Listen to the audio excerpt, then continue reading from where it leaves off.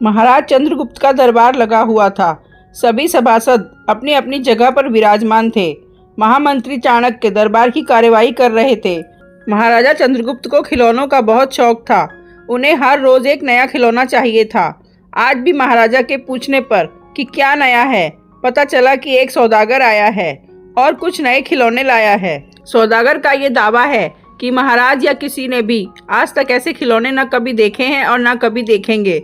सुनकर महाराज ने सौदागर को बुलाने की आज्ञा दी।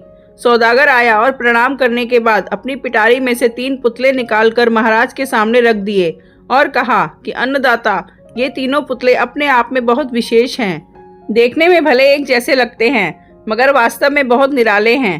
पहले पुतले का मूल्य 1 लाख मोहरे हैं, दूसरे का मूल्य 1000 मोहरे हैं और तीसरे पुतले का मूल्य केवल 1 मोहर है। सम्राट ने तीनों पुतलों को बड़े ध्यान से देखा। देखने में कोई अंतर नहीं लगा। फिर मूल्य में इतना अंतर क्यों? इस प्रश्न ने चंद्रगुप्त को बहुत परेशान कर दिया। हार के उसने सभासदों को पुतले दिए और कहा कि इनमें क्या अंतर है, मुझे बताओ।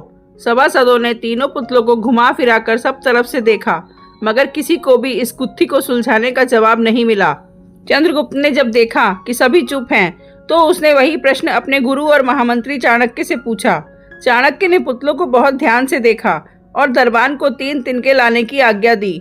तिनके आने पर चाणक्य ने पहले पुतले के कान में तिनका डाला। सबने देखा कि तिनका सीधा पेट में चला गया। थोड़ी देर बाद पुतले के होंठ हिले और फिर बंद हो गए। अब चाणक्य ने अगला तिनका दूसरे पुतले के कान में डाला।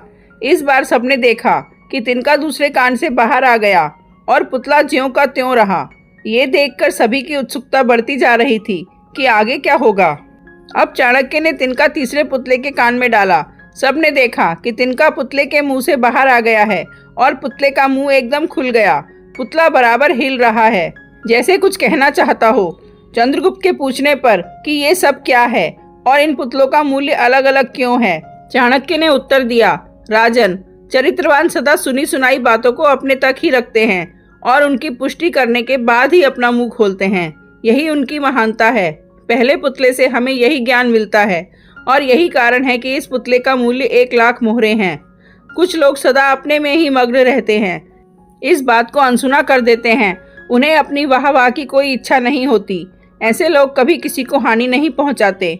दूसरे पुतले से हमें यही ज्ञान मिलता है और यही कारण है कि इस पुतले का मूल्य 1000 मोहरे हैं। कुछ लोग कान के कच्चे और पेट के हल्के होते हैं। कोई भी बात सुनी नहीं कि सारी दुनिया में शोर मचा दिया। इन्हें झूठ सच का कोई ज्ञान नहीं, बस मुंह खोलने से मतलब है। यही कारण है इस पुतले का मूल्य केवल 1 मोहर है।